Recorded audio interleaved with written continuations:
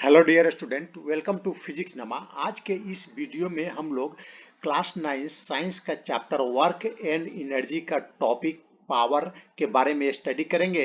तो चलिए आज का टॉपिक हम लोग पावर स्टार्ट करते हैं। Power, rate of doing work.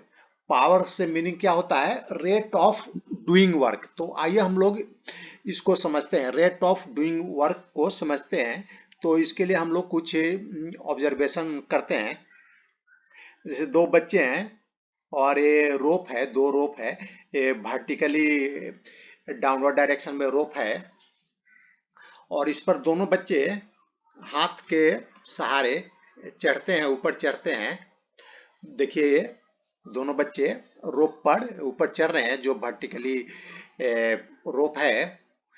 तो आप देख रहे हैं कि ये जो दोनों के जो रोप पर ऊपर पहुंचने का जो टाइम है अलग अलग है। और मान लेते कि ये रोप का जो हाइट है 8 मीटर है और ये जो लड़की जो स्टार्ट करती है नीचे से रोप के टॉप पर पहुंचने में उसको टाइम लगता है 12 सेकेंड और लड़के को पहुंचने में लगता है 9 सेकेंड।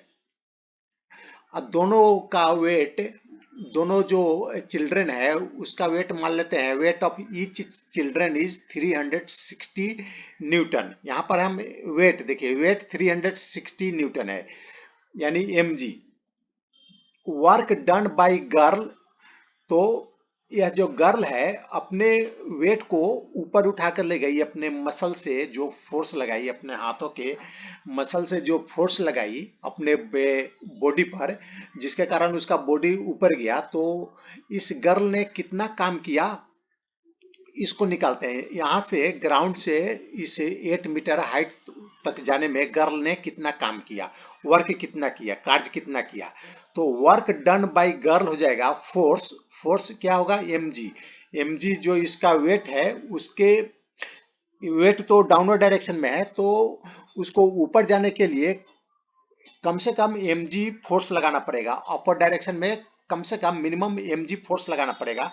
तो फोर्स हो जाएगा mg जो इसके वेट के बराबर होगा। और h जो हमें दिया गया है, h 8 मीटर रोप का हाइट है। तो वर्क डन हो जाएगा, गर्ल का वर्क डन हो जाएगा mgh, तो ये हो जाएगा 316 मल्टीप्लाई 8 जूल। अब बॉय का हम वर्क डन निकालते हैं। तो बॉय का भी जो वेट है वह 360 न्यूटन है और इसने भी सेम हाइट पर, सेम हाइट तक यह रोप के सहारे पहुंचा।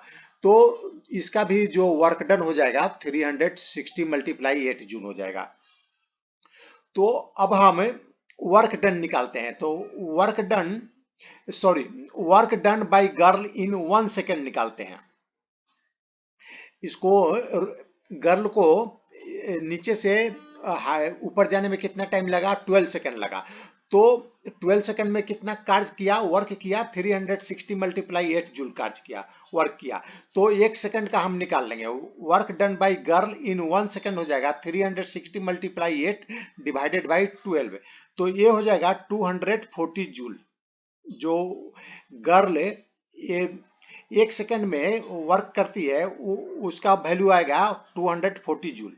उसी तरह हम बॉय का 1 सेकेंड में कितना वर्क किया उसका निकाल लेते हैं। Work done by boy in 1 second equal to 360 multiply 8 divided by 9 second इसको लगा, तो 9 सेकेंड से डिवाइड कर देंगे तो ये हो जाएगा 320 जूल।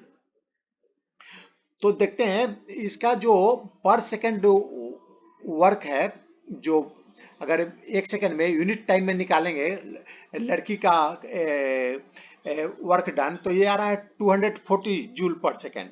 और जो लड़के का है वो आ रहा है पर सेकेंड, जो वर्क है वो आ रहा है 320 जूल पर सेकेंड। तो इससे कुछ आपको कंसेप्ट मालूम चल रहा होगा, रेट ऑफ डूइंग वर्क। यानी इसमें रेट ऑफ डूइंग वर्क किसका अधिक है? देखिए इसमें बॉय का अधिक है, क्योंकि इसका इसका आ रहा है 320 जूल पर सेकेंड और गर्ल का आ रहा है 240 जूल पर सेकेंड। दोनों ने सेम काम किया, वर्क किया, दोनों ने सेम कार्य किया, वर्क किया, लेकिन बॉय का जो टाइमिंग है वह कम है। गर्ल के कंपेयर में बॉय का टाइमिंग कम है, तो इसका जो वर्क डन पर सेकंड है, यह आ रहा है 220 जूल और लड़की का आ रहा है 240 जूल। तो पर सेकंड इसने वर्क अधिक किया। अब हमें इसको एक दूसरे ऑब्जर्वेशन से समझते हैं। एक कार है और एक बाइक है। तो ये जो स्पोर्ट्स कार है इसका माइलेज है 20 किलोमीटर पर लीटर, यानी 1 लीटर फ्यूल या पेट्रोल से कंज्यूम करके, 1 लीटर पेट्रोल को कंज्यूम करके यह 20 किलोमीटर काट जाएगी। और ये जो बाइक है, बाइक का माइलेज है, मान लेते हैं यह 40 किलोमीटर पर लीटर है, यानी 1 लीटर पेट्रोल को कंज्यूम करके बाइक 40 किलोमीटर जाएगी। और स्पीड ऑफ कार है, जो कार का स्पीड है 80 किलोमीटर पर आवर है, और जो बाइक का स्पीड है, स्पीड ऑफ बाइक है 40 किलोमीटर पर आवर। तो ये दोनों स्टार्ट करते हैं और मान लेते हैं कि दोनों डिस्टेंस जो है यह 80 किलोमीटर, 1 घंटे में कितना किलोमीटर चला गया, यह कार है, कार का जो स्पीड है 80 किलोमीटर पर आवर है। तो दोनों को हम एक आवर तक चलाते हैं, तो ये कार जो है 1 आवर में 80 किलोमीटर चली जाएगी, और जो बाइक है वह एक आवर में, 1 घंटे में वह कितना डिस्टेंस कवर करेगा, 40 किलोमीटर। तो देखिए, क्योंकि इसका स्पीड 40 किलोमीटर पर आवर है, तो दोनों को हम एक एक घंटा चलाएंगे तो यह 80 किलोमीटर चला गया है, और यह कितना गया, 40 किलोमीटर। तो अच्छा, इसने 80 किलोमीटर जाने में कितना फ्यूल को कंज्यूम किया, पेट्रोल को कितना कंज्यूम किया, इस पेट्रोल का खपत कितना होगा कार को 80 किलोमीटर जाने में। तो देखिए, यह 20 किलोमीटर जाने में 1 लीटर खपत होता है, कंज्यूम करता है। तो 80 किलोमीटर जाने में 80 किलोमीटर जाने में इस कार कितना फ्यूल कंज्यूम करेगा, तो 4 लीटर करेगा, क्योंकि 20 किलोमीटर जाने में 1 लीटर कंज्यूम करता है, तो 80 किलोमीटर जाने में 4 लीटर कंज्यूम करेगा। और 4 लीटर कितना आवर में, 1 आवर में कंज्यूम कर लेगा, 80 किलोमीटर डिस्टेंस कवर करेगा, और टाइम कितना होगा, 1 आवर। उसी तरह हम बाइक का निकालते हैं। तो देखिए, बाइक कितना फ्यूल कंज्यूम करेगा, 1 लीटर कंज्यूम करेगा। ये 1 घंटा, 1 आवर जाने में इसका जो माइलेज है 40 किलोमीटर पर लीटर है, तो 1 घंटा यानी 40 किलोमीटर इसने डिस्टेंस कवर किया, और 1 घंटा में किया, तो 1 घंटे में इसका जो फ्यूल कंज्यूम करेगा, पेट्रोल कंज्यूम करेगा, 1 लीटर करेगा। तो दोनों 1 घंटा तक चला, एक एक आवर चला। लेकिन देखिए, यहाँ पर फ्यूल जो कंज्यूम किया, कार कितना किया फ्यूल कंज्यूम, 4 लीटर, और बाइक किया 1 लीटर। और जो फ्यूल होता है, पेट्रोल होता है, उसको बर्न होने पर कार या बाइक में वह बर्न होता है, वो जलता है, और जलने के बाद उससे एनर्जी निकलता है, तो उसी एनर्जी से कार या बाइक चलता है। तो देखिए, इसने कार ने 1 घंटा में 4 लीटर जो पेट्रोल था उसको बर्न करने से जो एनर्जी आया, उतना एनर्जी कार ने यूज किया, और बाइक ने 1 लीटर पेट्रोल को जलने से जो एनर्जी हुआ उसको यूज किया। तो 1 लीटर में देखिए, इसने 4 टाइम्स, बाइक के कंपेयर में 4 टाइम्स एनर्जी इसने अधिक यूज किया। तो एनर्जी क्या होता है, वही वर्क डन में कन्वर्ट हो जाता है। तो power measures the speed of work done, that is how fast और स्लो वर्क इज डन। तो इस केस में हम देखते हैं कि किसका पावर अधिक होगा, पावर कार का अधिक होगा, क्योंकि उसने एनर्जी को अधिक कंज्यूम किया कंपेयर टू बाइक के कंपेयर में उसने अधिक एनर्जी कंज्यूम किया 1 घंटे में, तो उसका पावर अधिक हो जाएगा। तो power measures the speed of work done, that is how fast और स्लो वर्क इज डन। तो पावर से हम क्या समझते हैं, पावर अगर बोला गया है कि इस बॉडी का पावर अधिक है, तो उससे हम क्या समझते हैं कि वह जो वर्क डन करता है उसका स्पीड क्या है। अगर स्पीड अधिक है तो उसका पावर अधिक रहेगा, स्पीड स्लो है तो उसका पावर कम रहेगा। Power is defined as the rate of doing work और the rate of transfer of energy. तो पावर डिफाइन करता है कि कोई काम कितनी जल्दी से हो रहा है या स्लो हो रहा है, या जो एनर्जी ट्रांसफर हो रहा है उसका रेट क्या है। अगर कोई एनर्जी अधिक जल्दी ट्रांसफर हो रहा है, ट्रांसफर होने का रेट अधिक है, तो वो हम बोलेंगे कि उसमें पावर अधिक है। जैसे कार और बाइक में क्या था, जो पेट्रोल का एनर्जी ट्रांसफर हो रहा था, तो कार का जो ट्रांसफर करने का जो रेट था एनर्जी फ्यूल को, पेट्रोल को एनर्जी में ट्रांसफर कर रहा था, वो 4 लीटर 1 घंटे में ट्रांसफर कर रहा था और बाइक 1 लीटर 1 घंटे में ट्रांसफर कर रहा था। तो कार का जो रेट ऑफ ट्रांसफर है वह अधिक है, rate of transfer of energy है वह अधिक है कंपेयर टू बाइक। तो यानी उसका पावर भी अधिक होगा, जो कार का है वह पावर अधिक होगा। If an agent does a work, इसको वर्क को हम डब्ल्यू, कैपिटल डब्ल्यू से लिखेंगे, in time T, then power is given by power equal to work divided by time. तो अब हम इसको कैसे एक्सप्रेस करेंगे, power equal to work divided by time. जितना भी वर्क डन होगा उसको हम टोटल टाइम से डिवाइड कर देंगे तो पावर मिल जाएगा। इसको हम कैपिटल पी से लिखते हैं और ये इक्वल हो जाता है W work done by T. The unit of power is what, having a symbol capital W. और जो पावर का जो यूनिट होता है, ऐसा यूनिट वह वाट होता है, इसको हम कैपिटल डब्ल्यू से डिनोट करते हैं। 1 what is the power of an agent, agent यानी जो काम कर रहा है या एनर्जी ट्रांसफर कर रहा है उसको एजेंट बोलेंगे। तो 1 वाट is the power of an agent which does work at the rate of 1 joule per second. अगर कोई एजेंट यानी जो कार्य कर रहा है या वर्क कर रहा है या एनर्जी को ट्रांसफर कर रहा है, वह 1 जूल वर्क करता है 1 सेकेंड में, 1 जूल वर्क करता है 1 सेकेंड में, तो उसका पावर कितना होगा, 1 वाट होगा। 1 watt equal to 1 joule divided by 1 second. You can also say that power is 1 watt when the rate of consumption of energy is 1 joule per second. जैसा हम लोगों ने कार में देखा, तो कार में उसमें एनर्जी कंज्यूम हो रहा था, फ्यूल कंज्यूम हो रहा था, यानी एनर्जी कंज्यूम हो रहा था।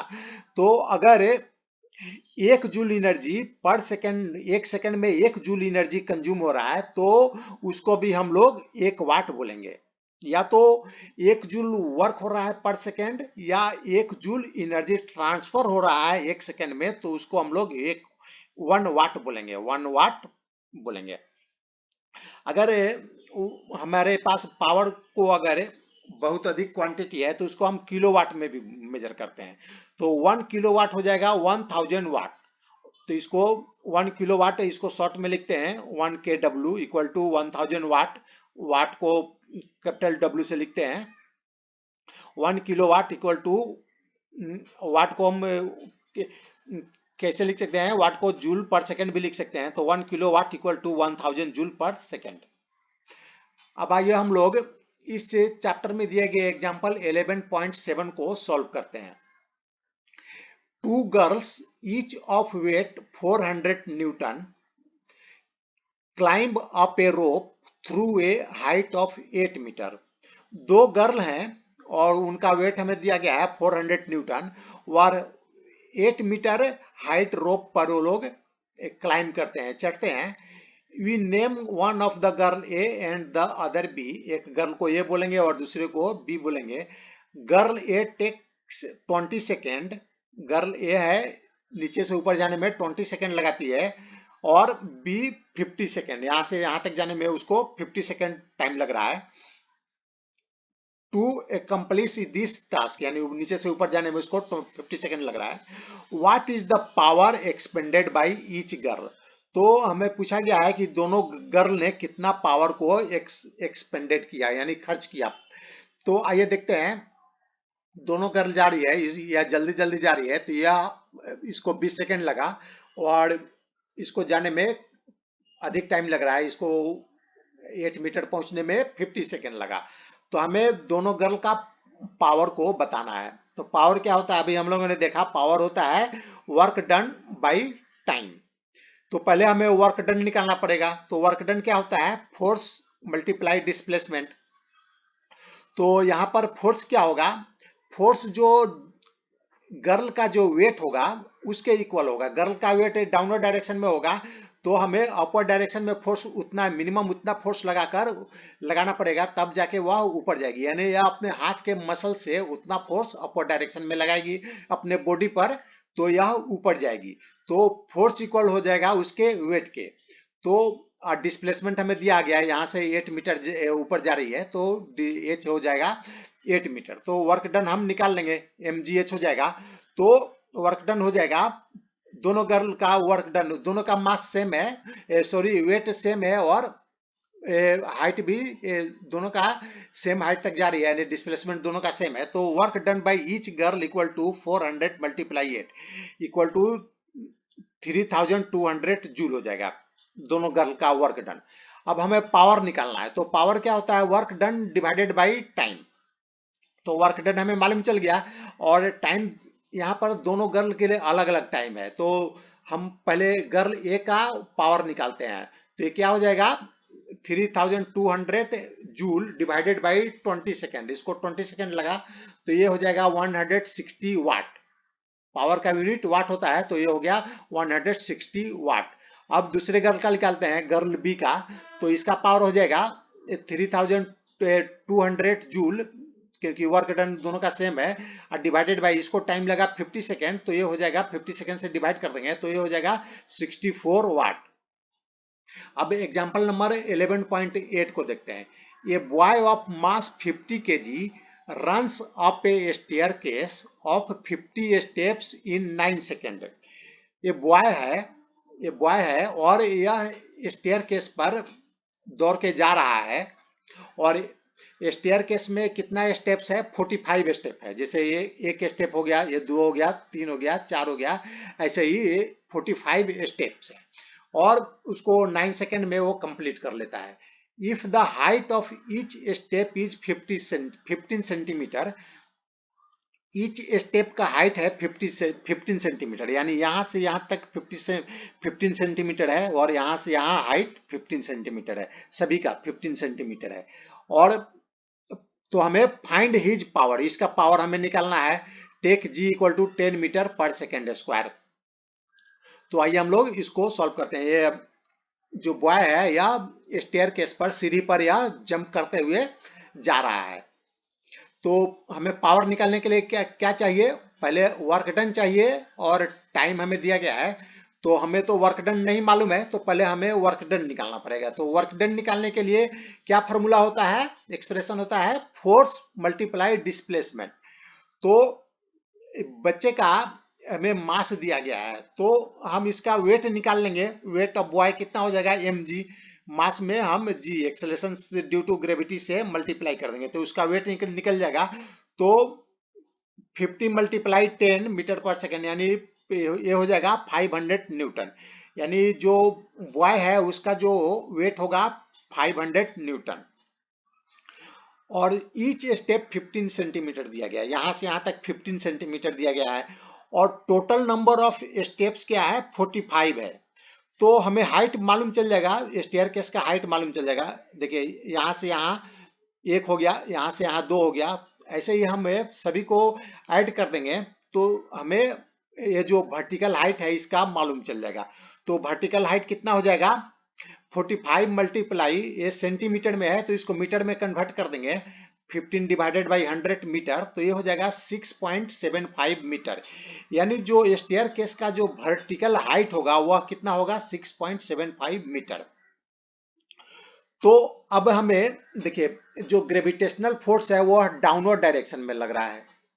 आज जो बच्चे ने, जो बॉय ने वर्क किया वह ग्रेविटेशनल फोर्स के अगेंस्ट वर्क किया।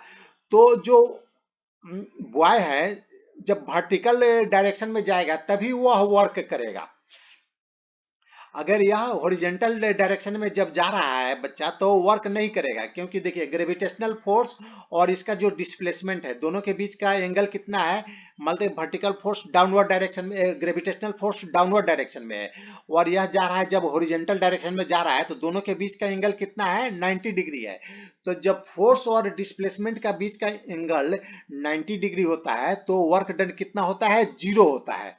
तो हम जब जब वह हॉरिजॉन्टल डायरेक्शन में जा रहा है उस समय उसके द्वारा कार्य किया हुआ कितना होगा, 0 होगा, वर्क डन 0 होगा। तो हम उस वर्क डन को हम कंसीडर नहीं करेंगे, क्योंकि वो तो उसका वैल्यू आ गया 0। तो हम सिर्फ जो वर्टिकल डायरेक्शन में जितना वर्क करेगा उसको ही यहाँ पर वर्क डन में हम लेंगे। तो तो ये वर्टिकल डायरेक्शन में हमें पावर निकालने के लिए work done divided by time चाहिए। तो आइए हम लोग वर्क डन कितना हो जाएगा, उसका जो बच्चे का जो वेट है वह mg है, और हाइट कितना हो गया, हाइट हो गया 6.7 मीटर, यानी वर्टिकल जितना स्टेयरकेस का हाइट है वो हो गया, उसके इक्वल हो जाएगा 6.7 मीटर। तो ये हो जाएगा एम जी एच 5, बच्चे का जो वेट था कितना था, 500 था, इसको 6.7 से मल्टीप्लाई कर देंगे, और टाइम एक क्वेश्चन में दिया गया है 9 सेकेंड, इसको लगा नीचे से ऊपर तक जाने में 9 सेकेंड लगा, तो पावर हो जाएगा 500 मल्टीप्लाई 6.75 डिवाइडेड बाई 9। तो ये हो जाएगा पावर इक्वल टू 375 वाट। वाट हो गया पावर का यूनिट। तो आज का यह वीडियो समाप्त हुआ। अगर यह आपको पसंद आए तो इसे लाइक करें, शेयर करें। Thanks for watching.